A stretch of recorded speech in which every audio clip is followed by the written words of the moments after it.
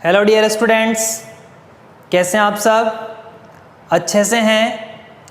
तो बच्चों, अब तक अपन ने बात कर ली थी क्वांटम मैकेनिक्स में श्रोडिंगर की समय अनाश्रित समीकरण की और श्रोडिंगर की समय आश्रित समीकरण की। तो बच्चों मैं एक बार लिख देता हूँ, टाइम इंडिपेंडेंट श्रोडिंगर इक्वेशन क्या थी अपने पास? Del square psi R plus 2m upon H cross का square E minus V R psi R बराबर 0। तो ये तो क्या थी? Time independent Schrodinger equation. और टाइम डिपेंडेंट श्रोडिंगर इक्वेशन क्या थी? Iota H cross del psi are T upon del T बराबर माइनस एच क्रॉस का square upon 2m del square psi are T plus V R psi are T. ठीक है, ये अपन ने पढ़ लिया था बच्चों। ठीक है, अब आज अपन आगे बात करेंगे, ऊर्जा और संवेग के संकारक निकालेंगे। ठीक है, मैंने आप लोगों से सेकेंड ईयर में भी कहा था कि क्वांटम यांत्रिकी में प्रत्येक कण के साथ क्या करते हैं? एक संकारक संबंधित करते हैं। ठीक है, तो यहाँ पर क्या है? ऊर्जा और संवेग के संकारक की मैं बात कर रहा हूँ। तो टॉपिक है अपना ऊर्जा व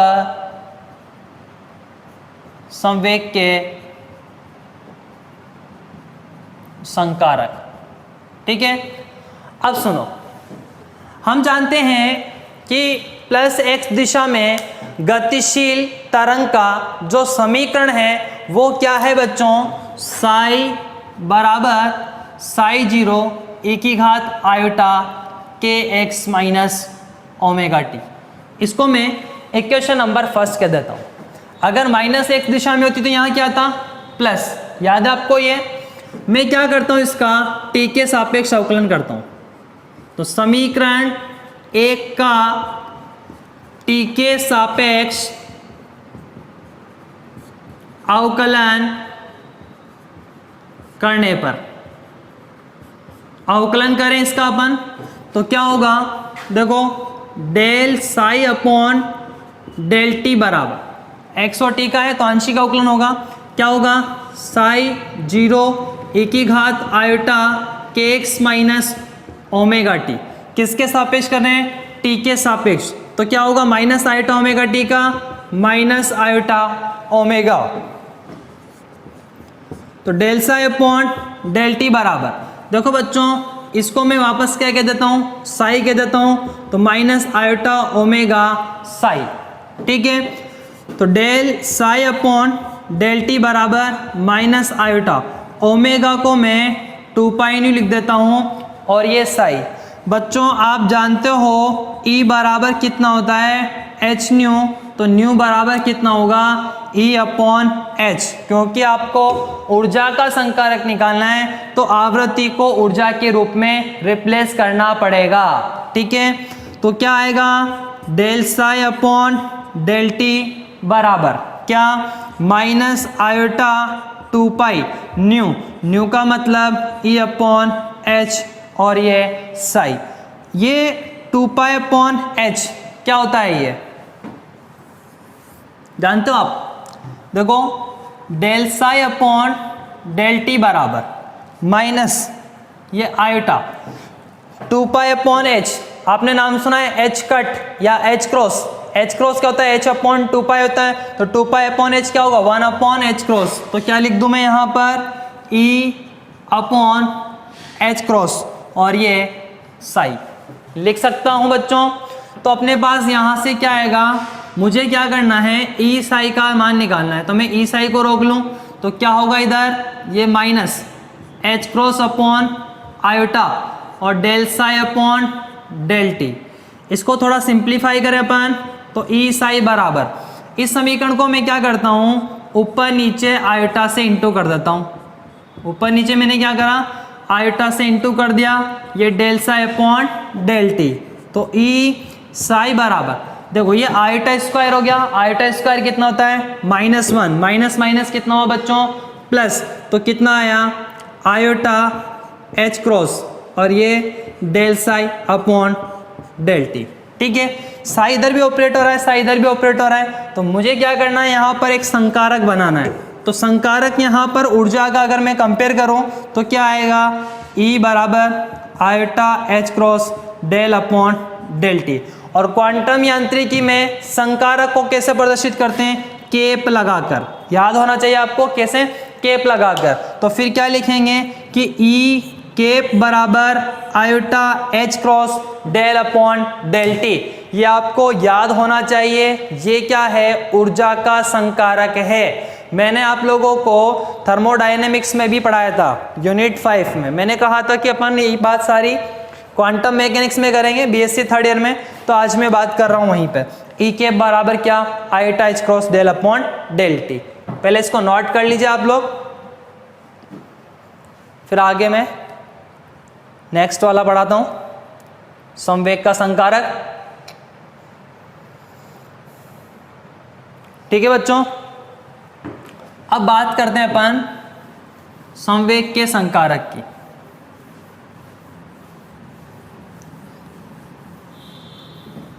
वीडियो पॉज करके आप लिख सकते हो इनको। ऊर्जा का संकारक आपको याद रह जाएगा, ई केप बराबर iota H cross del upon del t. ठीक है, अब देखो आपको क्या करना है, संवेग का संकारक निकालना है। तो मैं क्या करूं, समीकरण 1 का x के सापेक्ष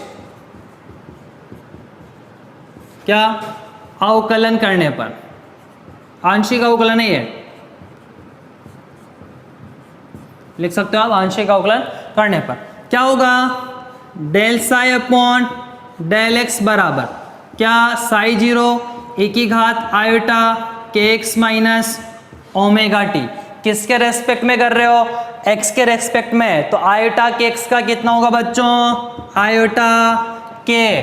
ठीक है, इस पूरी चीज को मैं वापस क्या लिख दूं, साई लिख देता हूं। तो del psi upon del x बराबर क्या, आयोटा के साई। फिर देखो del psi upon del x बराबर आयोटा के को मैं 2 पाई अपॉन लैम्बडा लिख दूं, और ये साई।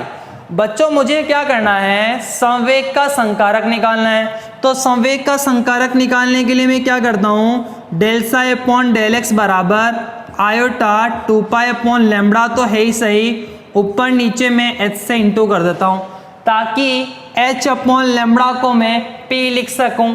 आप जानते हो p बराबर h अपॉन लैम्बडा होता है, इसलिए यहां पर देखो मैं इस चीज को क्या लिख दूं, p लिख दूं, और 2 पाई अपॉन h को क्या लिख दूं, 1 अपॉन h क्रॉस लिख दूं। तो बच्चों क्या मिला आपको, यहां से देखो, यहां लिख रहा हूं मैं del psi upon del x बराबर आयोटा h अपॉन लैम्बडा को मैं p लिख रहा हूं, तो ये p psi upon 2 pi upon h को मैं 1 अपॉन h क्रॉस लिख रहा हूं।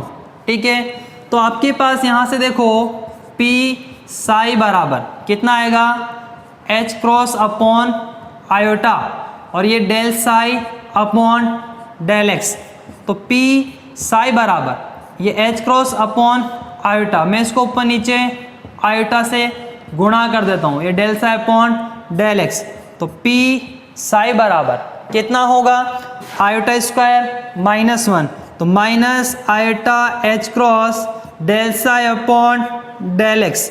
अगर मैं यहाँ पर कंपेयर करूँ तो p जो संकारक है अपने पास बच्चों, वो कितना आएगा, देखो p बराबर minus iota h cross del upon del x, del upon del x. पर संकारक को क्या है, केप लगाकर प्रदर्शित करते हैं, इसलिए p के बराबर minus iota h cross del upon del x. ठीक है, तो इस प्रकार बच्चों अपन क्या कर सकते हैं, ऊर्जा और संवेग के संकारक निकाल सकते हैं। तो मैंने ऊर्जा का संकारक निकाला, E बराबर कितना, iota h cross del upon del t, और संवेग का संकारक निकाला मैंने P के बराबर minus iota h cross del upon del x। ठीक है बच्चों, ये आपको याद होना चाहिए। ठीक, अब अपन आगे बात करते हैं तरंग फलन साई आर टी की भौतिक सार्थकता। अभी बात करते हैं फिजिकल सिग्निफिकेंस, भौतिक सार्थकता। तो टॉपिक है अपना तरंग फलन साई आर टी की भौतिक सार्थकता। ध्यान देना बच्चों, क्वांटम यांत्रिकी में किसी भी कण के व्यवहार को प्रदर्शित करने के लिए तरंग फलन साई आर टी की आवश्यकता होती है, जहां साई आर टी बराबर साई आर ई की घात माइनस आयोटा ओमेगा टी होता है। अतः साई आर टी एक काल्पनिक फलन होने के कारण इसके स्वयं का तो कोई अस्तित्व नहीं होता है, इसलिए इसे इसके सम्मिश्र संयुग्मी से गुणा करके व्यक्त करते हैं। मतलब साई स्टार आर टी और साई आर टी बराबर कैसे लिखते हैं, मापांक ऑफ साई आर टी का स्क्वायर। सम्मिश्र संयुग्मी का मतलब क्या समझ रहे हो, जैसे मान लो x बराबर जैसे मान लो 5 आयोटा है, तो x स्टार क्या होगा -5 आयोटा। ठीक है, मतलब आयोटा को माइनस आयोटा में, अगर माइनस आयोटा है तो प्लस आयोटा में, इस तरह से उसका सम्मिश्र संयुग्मी होता है। तो मैंने क्या कहा, तरंग फलन क्वांटम यांत्रिकी में किसी भी कण के व्यवहार को प्रदर्शित करने के लिए तरंग फलन साई आर टी की आवश्यकता होती है, जहां साई आर टी बराबर साई आर ई की घात माइनस आयोटा ओमेगा टी होता है। अतः साई आर टी एक काल्पनिक फलन होने के कारण इसके स्वयं का तो कोई अस्तित्व नहीं होता है, इसलिए इसे इसके सम्मिश्र संयुग्मी से गुणा करके व्यक्त करते हैं। मतलब साई स्टार आर टी बराबर मापांक ऑफ साई आर टी का स्क्वायर। अब आगे बात करते हैं अपन मापांक ऑफ साई आर टी के स्क्वायर की व्याख्या। देखो नेक्स्ट टॉपिक क्या है, मापांक ऑफ साई आर टी के स्क्वायर की व्याख्या। बच्चों इसकी व्याख्या दो वैज्ञानिकों ने की। कितने ने? दो वैज्ञानिकों ने। पहली है मैक्सवेल की व्याख्या, सॉरी श्रोडिंगर की व्याख्या।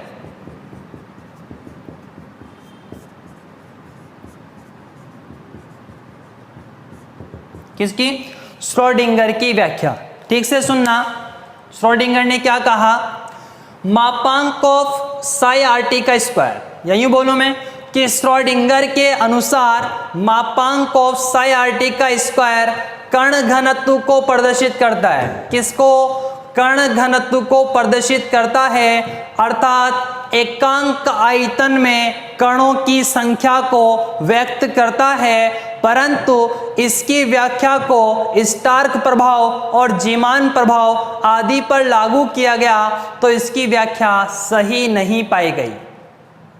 बच्चों ये स्टार्क इफेक्ट और जीमान इफेक्ट क्या है, सारी चीजें यही बात कर लें, आगे क्या पढ़ेंगे फिर।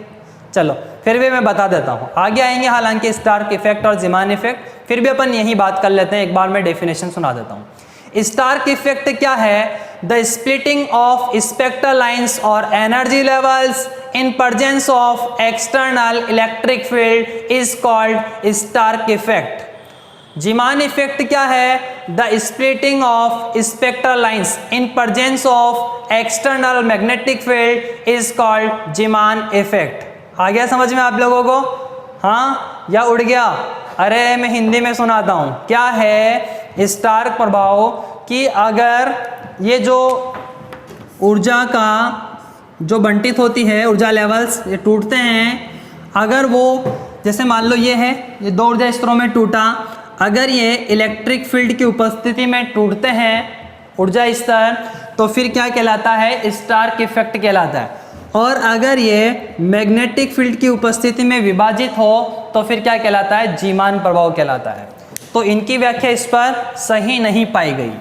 ठीक है, इसके बाद है दूसरा मैक्स बॉर्न की व्याख्या। मैक्स बॉर्न की व्याख्या सुनो। मैक्स बॉर्न के अनुसार मापांक ऑफ साई आर टी का स्क्वायर प्रायिकता घनत्व को प्रदर्शित करता है। किसको? प्रायिकता घनत्व को प्रदर्शित करता है, अर्थात एकांक आयतन में कण के पाए जाने की प्रायिकता को प्रदर्शित करता है। That means P R T, ये प्रायिकता है, बराबर मापांक ऑफ साई आर टी का स्क्वायर। क्या कहा मैंने? मैक्स बॉर्न के अनुसार, यही बोलूं कि मैक्स बॉर्न के अनुसार मापांक ऑफ साई आर टी का स्क्वायर प्रायिकता घनत्व को व्यक्त करता है, अर्थात एकांक आयतन में कणों के पाए जाने की प्रायिकता को व्यक्त करता है। मतलब पी आर टी बराबर मापांक ऑफ साई आर टी का स्क्वायर। ठीक है बच्चों, अब नेक्स्ट बात करते हैं अपन तरंग फलन के प्रसामान्यीकरण की शर्त। तरंग फलन के प्रसामान्यीकरण की शर्त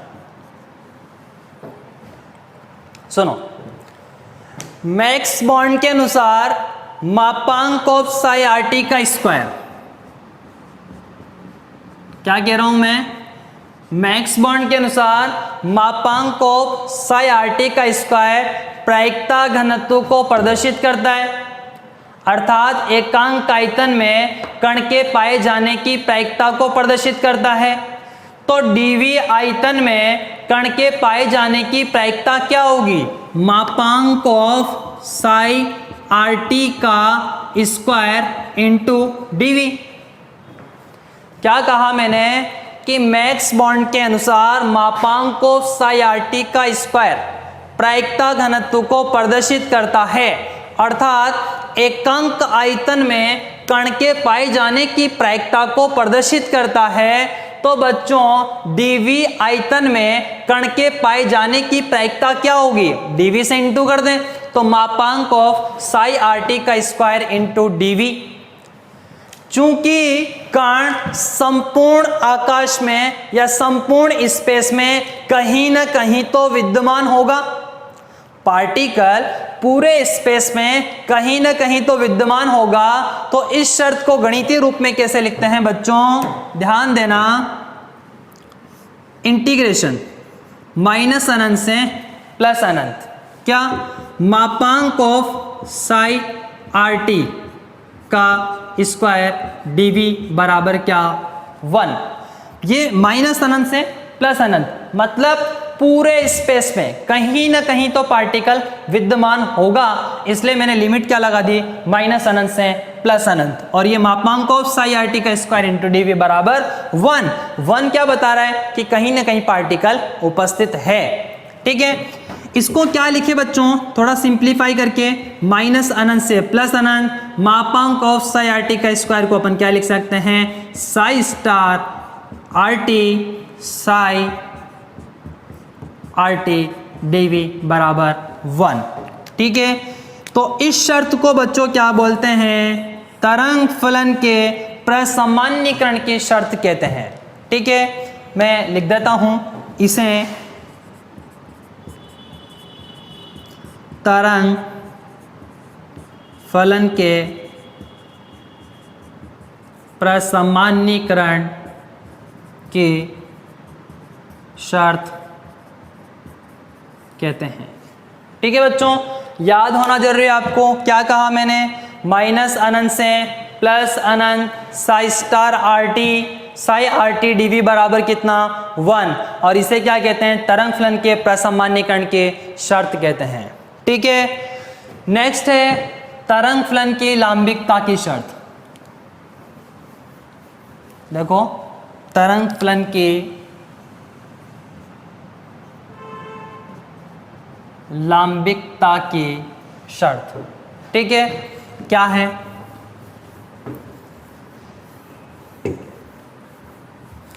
देखो, यदि कोई दो तरंग फलन, कौन कौन से, साई एम आर टी और साई एन आर टी, क्या कह रहा हूं मैं कि यदि कोई दो तरंग फलन साई एम आर टी और साई एन आर टी निम्न प्रतिबंध को संतुष्ट करें, क्या प्रतिबंध है, माइनस अनंत से प्लस अनंत, साई एम का स्टार साई आर टी और psi n r T dv, या माइनस अनंत से प्लस अनंत साई एन का star R T psi m r T dv बराबर 0 हो तो ये तरंग फलन लांबिक कहलाते हैं और इस शर्त को लांबिकता की शर्त कहते हैं।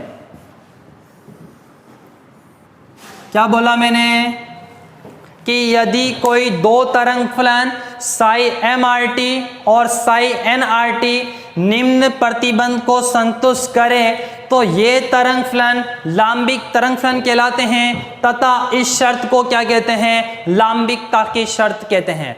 तो बच्चों आपको याद होना चाहिए कि माइनस अनंत से प्लस अनंत psi m star R T psi n r t d v बराबर कितना, 0, या इंटीग्रेशन माइनस अनंत से प्लस अनंत psi n star R T psi m r t d v बराबर कितना, 0 हो तो इस शर्त को क्या कहते हैं, लांबिकता की शर्त कहते हैं।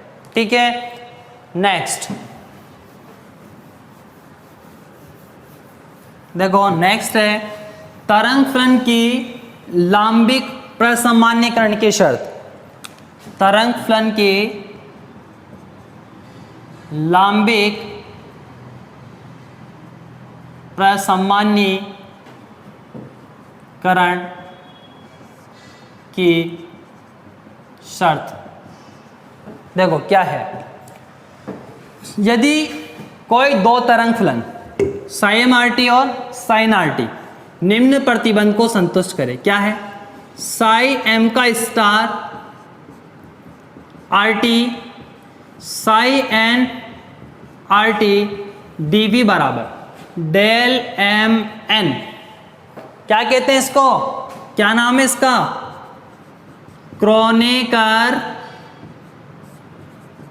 डेल्टा फलन, पढ़ा होगा आपने। और आप जानते हो डेल एम एन बराबर कितना होता है, 1 और 0।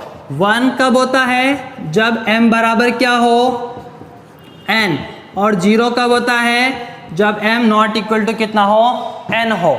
तो मैंने क्या कहा कि कोई दो तरंग फलन साई एम आर टी और साई एन आर टी निम्न प्रतिबंध को संतुष्ट करे तो ये तरंग फलन क्या कहलाते हैं, लांबिक प्रसामान्यीकरण तरंग फलन कहलाते हैं तथा इस शर्त को लांबिक प्रसामान्यीकरण की शर्त कहते हैं। क्या बोलते हैं, लांबिक प्रसामान्यीकरण की शर्त।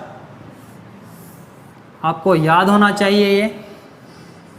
ठीक है, आज के लिए इतना ही बच्चों। Okay, good bye. बाकी नेक्स्ट क्लास में अपन पढ़ेंगे। ओके।